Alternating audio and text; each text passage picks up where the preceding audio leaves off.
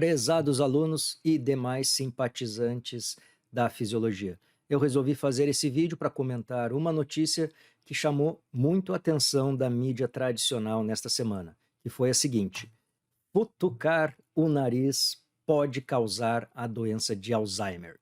Para quem não sabe, futucar significa cutucar, tocar insistentemente. É a famosa limpada no salão.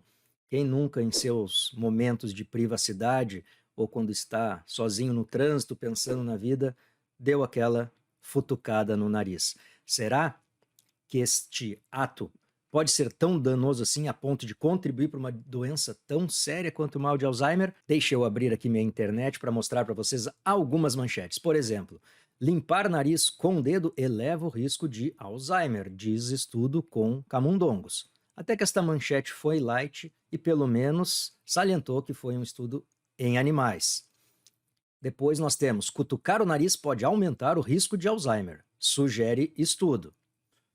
Depois nós temos uma um pouco mais enfática, que diz: você nunca mais vai meter o dedo no nariz depois disso. Usa até uma imagem bem forte ali para salientar os possíveis perigos deste ato. Fazendo um pouco o contraponto, nós temos também outras manchetes, como na Super Interessante, que tentaram derrubar esta notícia, dizendo que cutucar o nariz pode aumentar o risco de Alzheimer, diz estudo. Não, não é bem assim. Só que assim como os estudos forçaram a barra, esta crítica também forçou muito a barra. Vejamos, essa manchete correu o mundo, mas se baseia em uma experiência totalmente furada. Então os jornalistas aqui colocam que esse estudo é furado por duas razões. Primeiro, porque foi feito em ratos, e ratos não desenvolvem Alzheimer.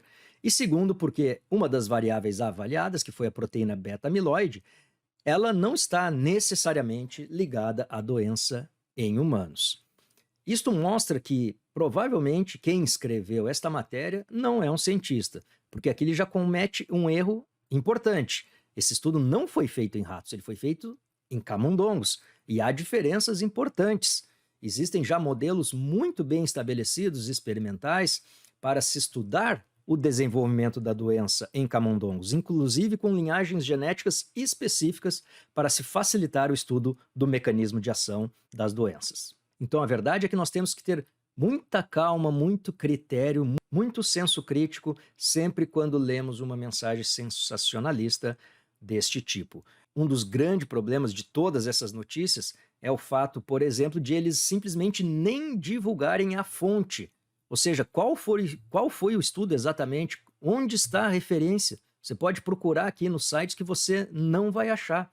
Eles simplesmente citam um estudo e às vezes comentam o nome do país, mas não se prestam nem para botar a fonte. Então sempre quando você lê uma matéria dessa, busque a fonte, vá atrás do artigo original para você entender melhor do assunto. Foi o que eu fiz então, e se trata de um estudo em animais, publicado na Nature, uma das revistas mais conceituadas da área. Foi um estudo muito bem desenvolvido, ele não tem nada de furado. Furado são as especulações e as extrapolações que foram feitas em cima dele. Então deixa eu explicar para vocês brevemente como foi feita essa pesquisa, para que vocês tirem suas próprias conclusões. Foi uma pesquisa muito interessante, realizada em camundongos. Foi induzida então uma infecção por uma bactéria causadora de infecções respiratórias, a Chlamydia pneumoniae. Essa é uma bactéria que provoca infecções atípicas, não tão comuns, pode causar tanto pneumonia quanto bronquite.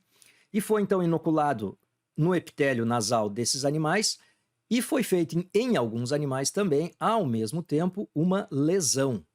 Foi provocada uma lesão química na região do nariz desses animais, no epitélio olfativo, para verificar se aquela lesão facilitava, acelerava a infecção e o seu espalhamento por outros tecidos. Vejamos os resultados mais interessantes. Foi detectada então a presença dessa bactéria na cavidade nasal, no epitélio olfativo, lá no bulbo olfatório, que já é a estação central que vai captar esses estímulos olfativos, e foi detectada também a presença da bactéria em todo o trajeto do nervo trigêmeo.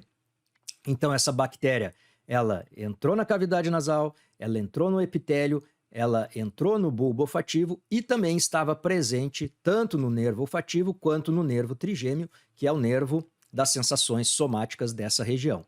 Então foi detectada a presença da bactéria em todas essas áreas. A presença no cérebro foi mínima, considerada insignificante. E quando foi comparado 3 dias depois e 7 dias depois, os animais infectados sem lesão em relação àqueles que tiveram aquela lesão induzida quimicamente, percebeu-se que na cavidade nasal, no epitélio olfativo,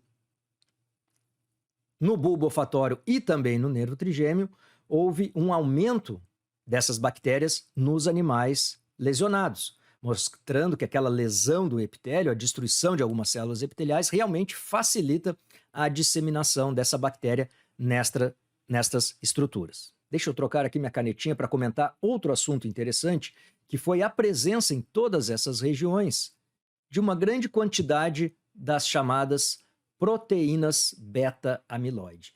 São proteínas que são consideradas marcadores da doença. Antigamente acreditava-se que elas representavam a causa da doença, hoje se sabe que não é bem assim. Na verdade, essa proteína beta-amiloide, ela é um peptídeo que tem uma boa atividade antimicrobiana, então provavelmente ela é uma defesa do organismo às infecções. Inclusive, nessa pesquisa, essa presença dessa proteína beta-amiloide provavelmente foi um dos fatores que não permitiu que essas bactérias invadissem o tecido cerebral. É verdade. Quer dizer, às vezes não. Então, a realidade dos resultados deste estudo foi que não houve uma infecção significativa do cérebro propriamente dito, nem tampouco neurodegeneração nesse local e nem tampouco o desenvolvimento em si da doença de Alzheimer. Também não esqueçam que foi uma lesão induzida quimicamente, artificialmente, juntamente com uma infecção experimental proposital também. Em nenhum momento os autores citam o ato de cutucar o nariz. Então, extrapolar esses resultados experimentais para uma possível situação em humanos foi exagerado demais, em minha opinião. Na verdade, essa pesquisa demonstrou vários outros resultados interessantes também. Por exemplo, aqui estudaram 2 células da glia muito importantes do sistema nervoso central, os astrócitos e as micróglias, e verificaram que nos animais infectados, estas células foram de fato infectadas e estavam ativamente aqui, principalmente as micróglias, realizando a fagocitose dessas bactérias. Então, mais uma vez mostrando aqui que os animais foram capazes, neste experimento, de se defender a uma invasão dessas bactérias ao tecido cerebral. A grande verdade é que a principal causa da doença de Alzheimer, que é uma doença degenerativa, ainda não é bem estabelecida. Se sabe que existe uma forte predisposição genética associada com determinados fatores ambientais. Hoje em dia, se estuda muito a influência, então, das bactérias como fatores ambientais capazes de provocar uma inflamação no cérebro, causando a degeneração de neurônios. Inclusive, para você dentista, vale a pena pesquisar o papel de algumas bactérias como a Porphyromonas gingivalis e suas toxinas. Elas têm sido bastante relacionadas com o desenvolvimento da doença de Alzheimer. E cá entre nós, sinceramente, entre dar uma cutucada de vez em quando no nariz e ter uma forte infecção periodontal, eu creio que o risco de uma doença periodontal provocar um possível efeito cerebral é muito maior do que uma inocente cutucada no nariz. Outro conhecimento que vale a pena ter é sobre o ciclo de vida dessas bactérias. Essas bactérias não andam aí pelo ar à espera de um futucador distraído. Na verdade, essas bactérias, quando em grande concentração, são transmitidas pela saliva ou pelos aerossóis e podem, então, nesses casos, provocar alguma doença respiratória. Vale lembrar também que nós não estamos aqui comentando sobre aqueles hábitos muito exagerados, denominado rinotilexomania, quando a pessoa tem essa compulsão por ficar cutucando o nariz. Nesse caso, trata-se de um transtorno comportamental que precisa de tratamento. Então, muita cautela, não afirme que futucar o nariz pode causar Alzheimer. Eventualmente, você pode dar aquela limpada no salão sem peso na consciência. Então, este foi o nosso assunto do vídeo de hoje. Caso tenham dúvidas, fiquem à vontade para me mandar mensagem. Espero que tenham gostado do vídeo. Um grande abraço a todos e nos vemos em uma próxima notícia fisiológica.